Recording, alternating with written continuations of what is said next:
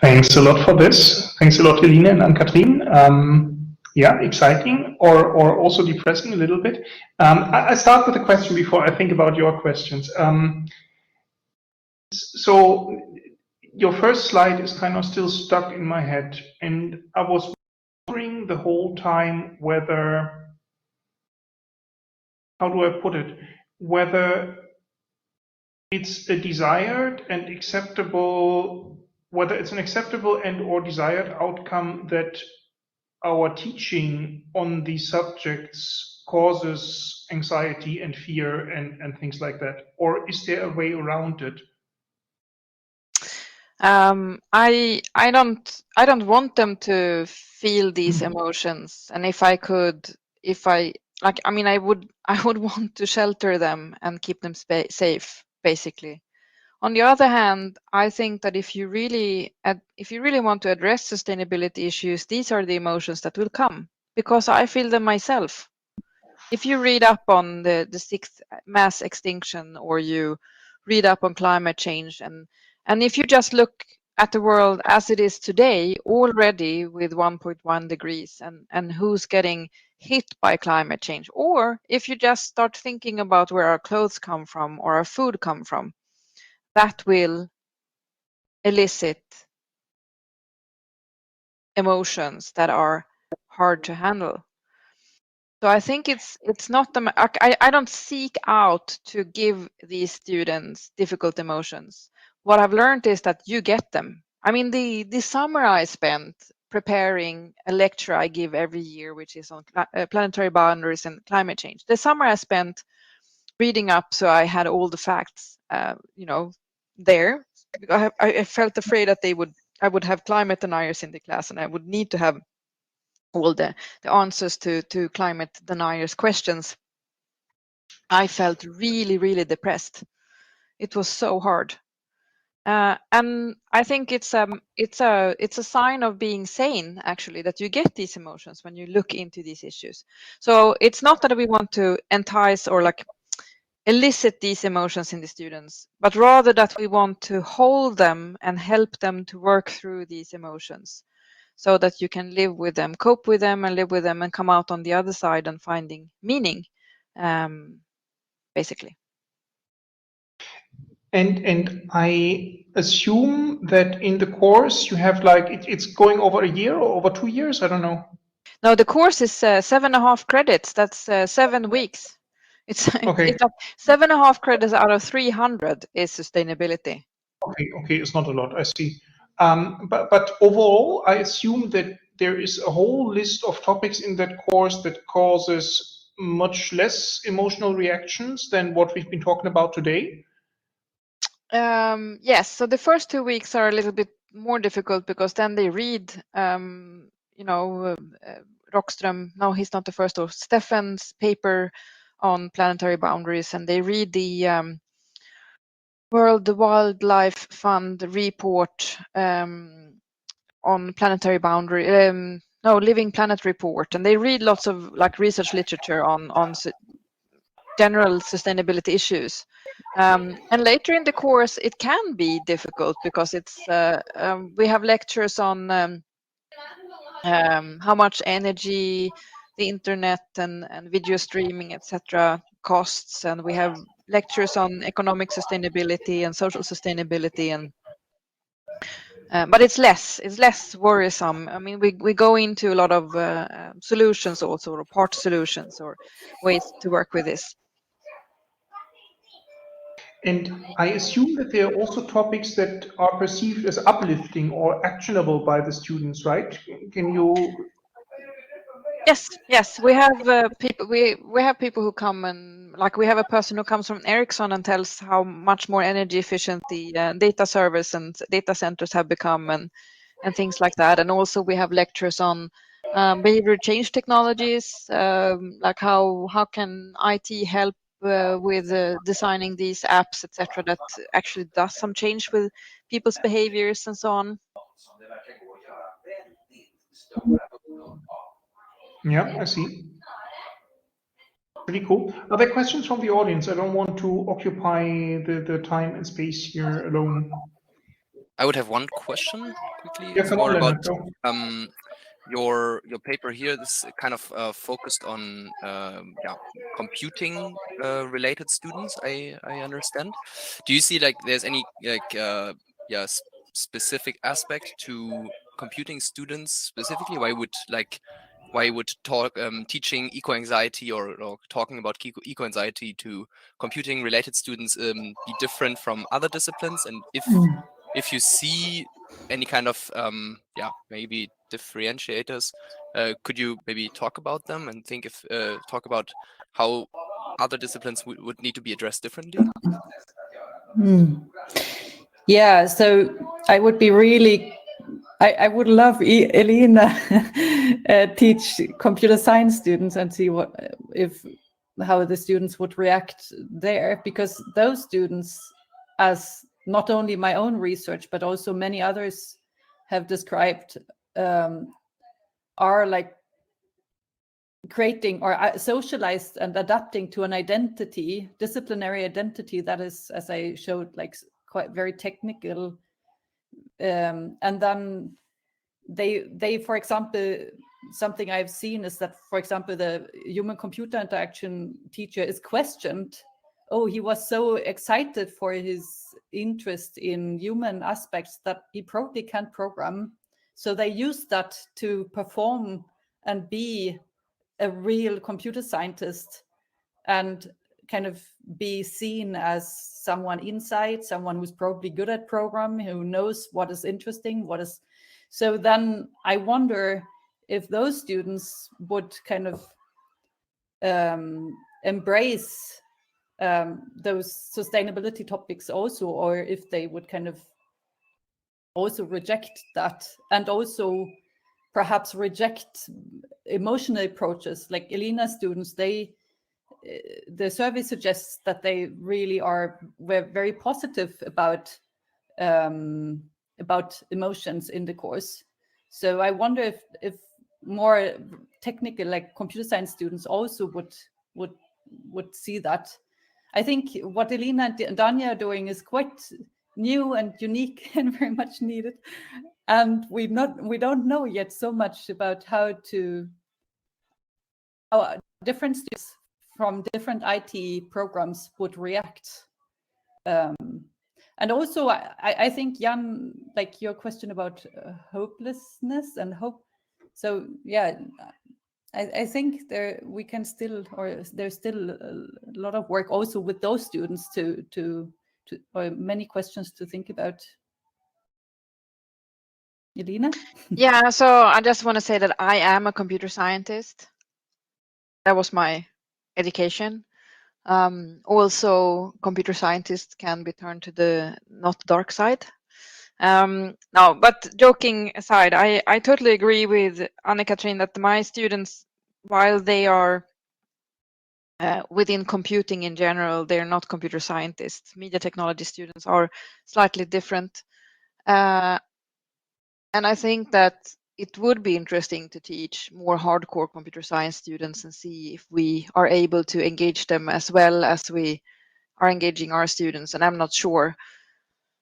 There are many factors here that I would I would love to collaborate with maybe a psychologist or someone else to talk about these issues. But I know, I don't remember the exact references now, but there are studies showing that engineering students in general have less of emotional competency. So it's not a capacity, but rather something that you can train and become better at, emotional competency, etc. and so on. So there's definitely a difference depending on who you're talking to. And the other thing is that whether or not, I mean, I think handling eco-anxiety is something that everyone who works with sustainability or teaches sustainability should be aware of and work with more, because especially grief and those, I like the negative emotions that you can get when working with this can actually be very detrimental, and even be detrimental in relation to sustainability. So Rosemary Randall, for example, she talks about grief a lot in the paper, and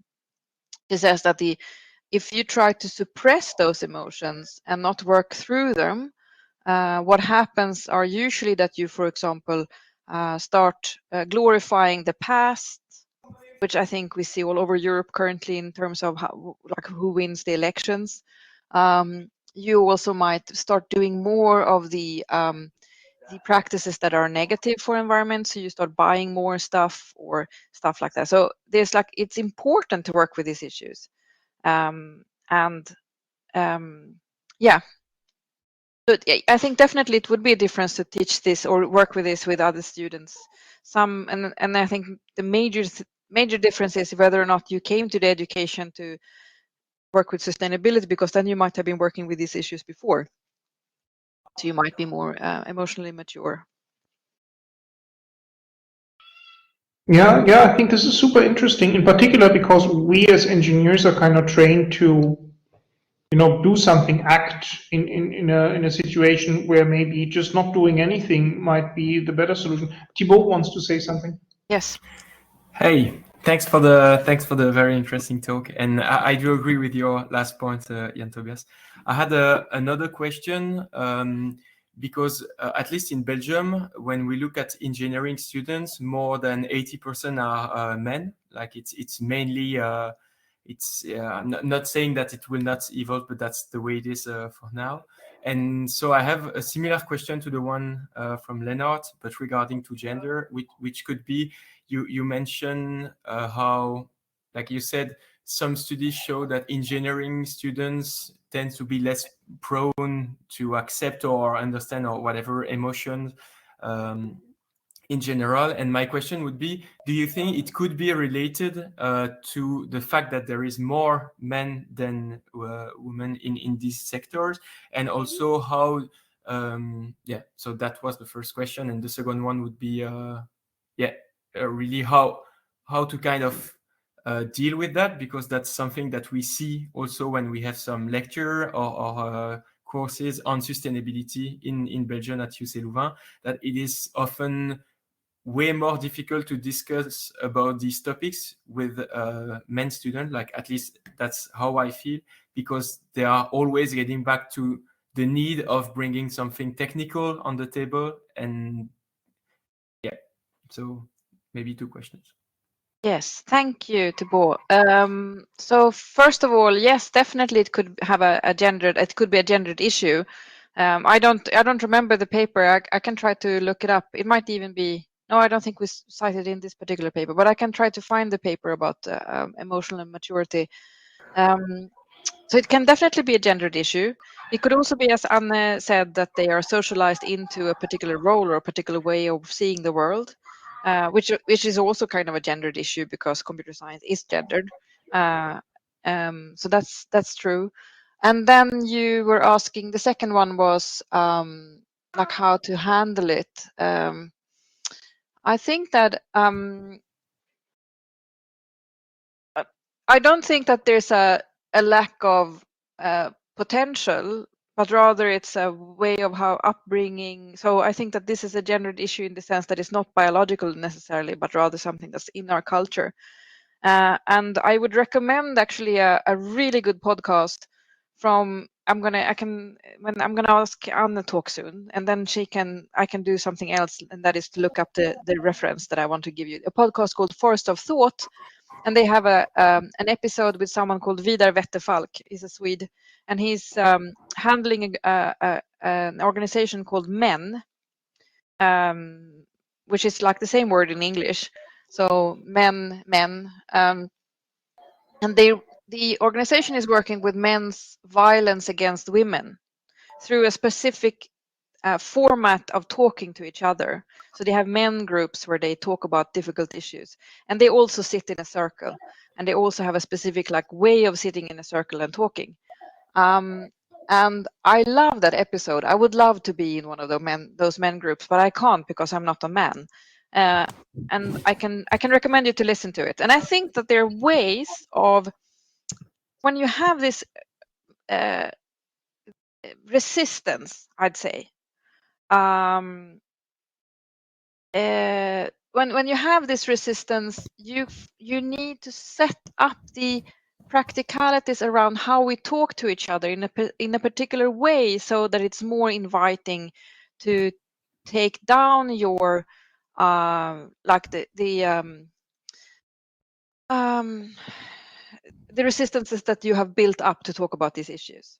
So I actually think that there's like ways of doing conversations that is not just sitting in a lecture hall or something, that can make it more easy to talk to each other. And one is to sit in a circle. One is to make sure that everybody gets time to speak, so that you have an allotted time, like you have 3 minutes before you hand over to the next one.